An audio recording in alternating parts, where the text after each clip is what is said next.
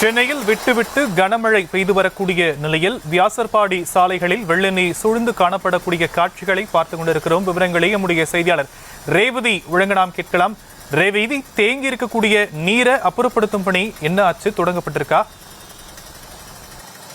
வணக்கம். இந்த தென்மேற்கு மற்றும் அதனை ஒட்டி இந்த தென்கிழக்கு வங்கக்கடல் பகுதிகளில் நிலவும் காற்றழுத்த தாழ்வு பகுதி தீவிரமடைந்திருப்பதன் காரணமாக தொடர்ந்து பல்வேறு பகுதிகளிலும் மழை பெய்து வருகிறது.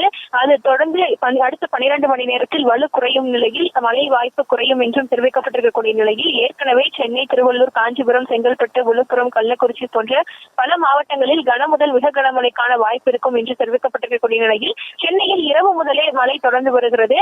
குறிப்பாக காலையில் பல்வேறு பகுதிகளிலும் விட்டு பெய்து வரும் மழையின் காரணமாக பல முக்கிய இடங்களில் ஓரளவு மழைநீர் தேங்கி இருப்பதையும் பார்க்க முடிகிறது. அதே நேரத்தில் மாநகராட்சி பணியாளர்களும் அங்கிருக்கக்கூடிய பகுதிகளில் உள்ள அந்த மழைநீர் வடிகால்களை சுத்தம் செய்வது, மழைநீரை தேங்க விடாமல் பாதுகாப்பது உள்ளிட்ட பல்வேறு செயல்பாடுகளிலும் ஈடுபட்டு வருகிறார்கள். அந்த அடிப்படையில் பார்க்கும் பொழுது அந்த வியாசர்பாடி பகுதிகளில் எப்பொழுதுமே 1 மணி நேரம் பெய்யும் மழையிலேயே தேங்கக்கூடிய மழைநீர் தேங்கும் பகுதி அதிகமாக இருக்கிறது. அந்த பகுதியில் கணேசபுரம் சுரங்கப்பாதை அருகில் இருக்கக்கூடிய சாலைகளில் தொடர்ந்து மழைநீர் கழிவு நீருடன் கலந்து தேங்கி இருக்கிறது. அங்க இருக்கக்கூடிய பகுதி மக்கள் 1 மணி நேர மழைக்கு இந்த பகுதி எப்பொழுதுமே இதே போலதான் காட்சியளிக்கிறது.